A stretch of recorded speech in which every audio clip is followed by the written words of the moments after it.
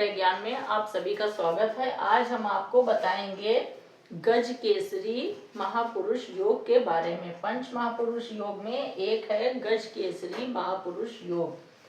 पहला है इसमें रोचक योग, दूसरा मालव्य योग, तीसरा भद्र योग, चौथा गज केसरी योग, पांचवा शश योग। मैंने आपको पहले बता रखे हैं, रोचक योग बताया है, मालव्य योग बताया है, भद्र योग बताया है। आज हम आपको चौथा गज केसरी योग के बारे में बताने जा रहे हैं, जो कि गुरु और चंद्रमा से बनता है। अब कैसे बनता है आप देखिए, नोट करना चाहें नोट भी कर सकते हैं। ये मान लीजिए 9 नंबर से स्टार्ट है आपका, ये पहला भाव है, ठीक है।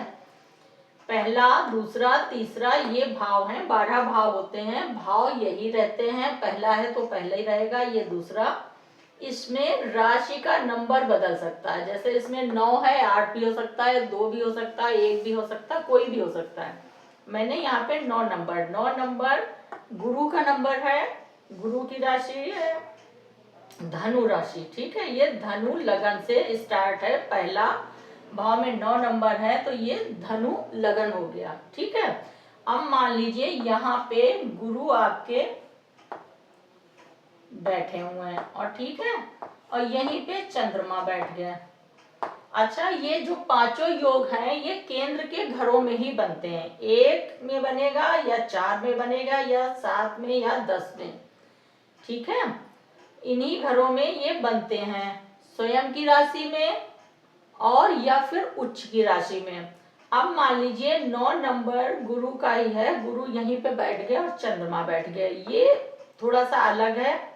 ये गज केसरी योग मान लीजिए युति हो गई गुरु और चंद्रमा की, तो ये आपका गज केसरी योग बन गया, ठीक है। एक तो केंद्र के घर में, यानी पहला नंबर केंद्र में ही आता है, उसमें दोनों की युति है, 9 नंबर गुरु का ही है, चंद्रमा साथ में बैठ गए।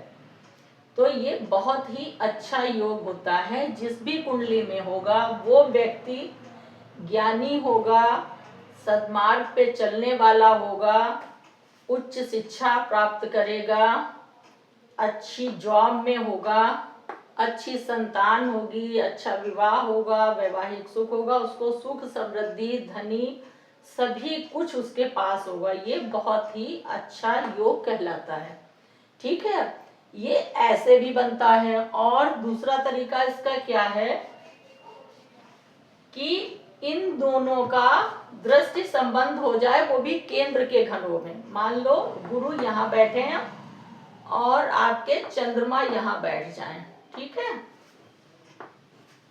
तो ये क्या हो गया, गुरु की यहाँ पे चंद्रमा पे दृष्टि पड़ रही है, चंद्रमा की गुरु पे पड़ रही है और केंद्र के घरों में ही बन रहा है, तो ये भी गज केसरी योग समान ही फल देता है, ये भी गज केसरी योग ही कहलाता है।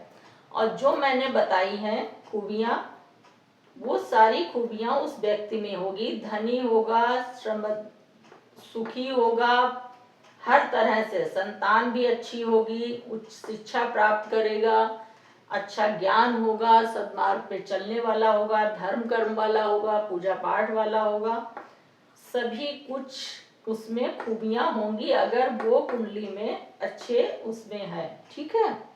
और ये इस तरह से गज केसरी योग बनता है। आज मैंने आपको चौथा योग गज केसरी योग बता दिया है। अगर आपको हमारा वीडियो अच्छा लगा हो, लाइक करें, सब्सक्राइब करें, और आप एक क्वेश्चन पूछ सकते हैं। आप अपना date of birth, place, timing, नाम कमेंट में डाल दें, हम उसका जवाब भी देंगे, आगे आपको हम बता देंगे, लाइव रखेंगे।